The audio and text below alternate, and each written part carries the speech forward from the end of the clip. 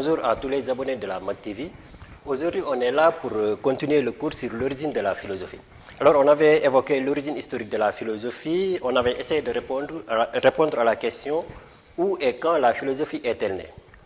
Maintenant, aujourd'hui, il s'agit de continuer et de voir l'origine logique de la philosophie. Ici, il s'agit de s'intéresser sur le besoin de philosopher. Comment naît le besoin de philosopher et qu'est-ce qui pousse l'homme à philosopher. Et maintenant, contrairement à l'origine historique, où il y a un débat entre les écoles, entre les cultures, ici, tous les penseurs, ou presque, s'accordent à dire que la philosophie naît de l'étonnement. Mais il s'agit d'abord de définir l'étonnement, et maintenant, partant de cette définition générale, essayer de voir qu'est-ce qui particularise l'étonnement philosophique. Et maintenant, l'étonnement, ce mot étonnement vient du latin excitonare.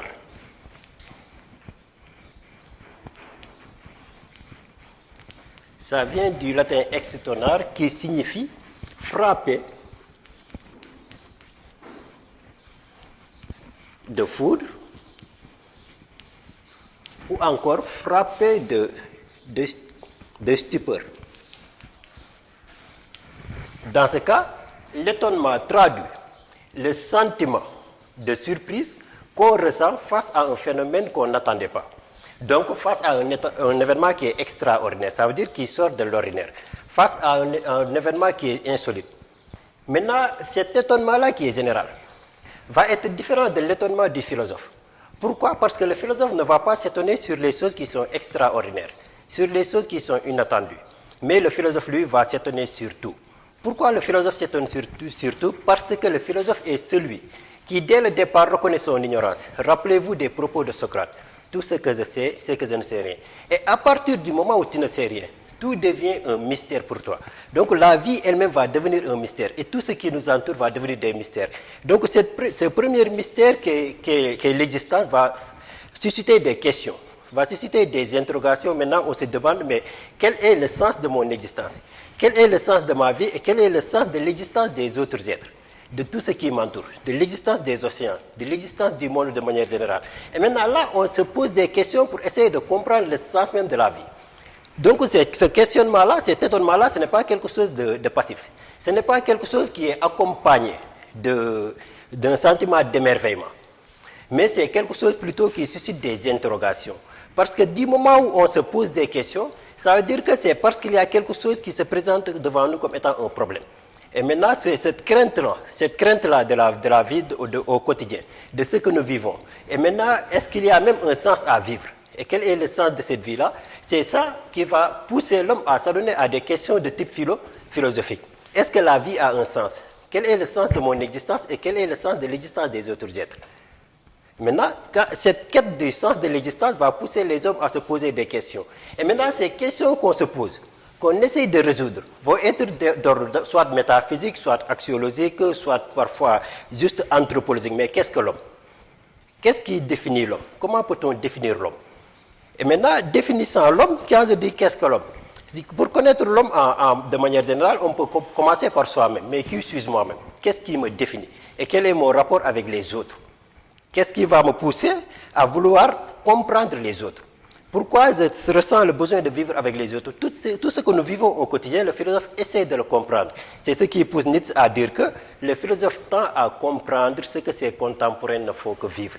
Ce que nous vivons au quotidien, même les choses les plus élémentaires, les choses les plus ordinaires, telles que manger, boire, etc. Pourquoi mangeons-nous? Pour vivre, diront certains. Parce qu'on ressent le besoin de conserver notre vie. Ouais. Et maintenant, si on ressent ce besoin-là, et pourtant ce corps-là qu'on entretient, mais est-ce que l'homme est seulement un corps? Est-ce qu'il n'y a pas quelque chose à côté? Et maintenant, on voit ici que du moment où cet étonnement se traduit par le fait que ça suscite des questions, on se rend compte en même temps qu'il y a une multitude de questions à poser sur ce que nous vivons au quotidien pour essayer de leur donner un sens. Parce que tu vois un homme qui est animé, qui a une vie qui se déplace, qui fait tout. Et à partir d'un moment donné, ce corps qu'on voyait qui se déplaçait, qui avait la capacité de mouvement, devient inerte, n'est plus en mesure de bouger, n'est plus en mesure d'avoir des mouvements. Et là maintenant, ça traduit quoi? Ça traduit aussi la finitude de l'homme. Ça veut dire que l'existence de l'homme est limitée dans le temps et dans l'espace. Ça veut dire qu'à tout moment, quelque chose peut survenir, c'est la mort. Mais qu'est-ce que la mort elle-même? Est-ce que c'est un arrêt définitif de la vie? Est-ce que c'est un anéantissement? Ou bien est-ce que ça marque un autre début? Est-ce qu'il y a quelque chose après? Et là également, c'est des questions. Et maintenant, la mort aussi, ça traduit la finitude de l'homme. Dans ce cas, c'est une situation limite. La situation limite, c'est ce que Karl Jaspers appelle les situations dans lesquelles l'homme se trouve et il se sent impuissant. Ces situations qui nous rappellent ce que nous sommes, qui nous rappellent que nous sommes des êtres vulnérables, qui nous rappellent que nous sommes des êtres qui sont finis. Et maintenant, parmi ces situations limites, il y a la mort, il y a la maladie, il y a les crises, etc. Et dans ce contexte où nous sommes, caractérisé par la crise, on voit que c'est à cette période justement qu'il y a beaucoup d'interrogations qui sont philosophiques. On essaie de recentrer finalement qu'est-ce que l'homme. L'homme qui se sent si puissant et qui est frappé d'un seul coup par quelque chose qu'on ne voit même pas, qu'on appelle le Covid-19, un virus qui mesure quelques nanomètres, qu'on ne peut même pas voir à l'œil nu. Et à partir de ce moment-là, ça veut dire quoi? Ça veut dire que l'homme, son existence elle-même, elle est menacée. Donc, ça veut dire qu'il y a la maladie qui est là, il y a la mort, etc. Et maintenant, c'est toutes ces angoisses-là que nous vivons maintenant qui vont faire naître des réflexions philosophiques. Donc, ici, en résumé, on peut dire que la philosophie naît de l'étonnement, mais attention, il ne s'agit pas de n'importe quel étonnement. Il ne s'agit pas de cet étonnement-là qui fait naître seulement de l'admiration ou de l'émerveillement. Il ne s'agit pas d'un étonnement qui porte sur les choses extraordinaires, mais un étonnement qui porte sur tout, et maintenant qui fait naître une crainte, une peur, qui pousse l'homme maintenant à s'interroger, à se poser des questions sur le sens de sa vie, à se demander est-ce que la vie vaut-elle ou pas la peine d'être vécue? Et pourquoi maintenant nous tous on ne se suicide pas? Et comme il va dire que le suicide, c'est le thème philosophique le plus sérieux.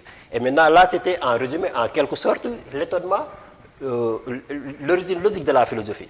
Donc c'est l'étonnement, mais aussi cet étonnement s'accompagne du fait que l'homme est toujours dans des situations limites, c'est-à-dire des situations qui lui rappellent ce qu'il est. Un être qui est vulnérable, un être qui est fini, un être qui est confronté à des menaces telles que la mort, la maladie, la misère, etc. Donc, en résumé, c'était ça. Et on se donne rendez-vous la semaine prochaine pour voir la spécificité de la réflexion philosophique. Merci beaucoup.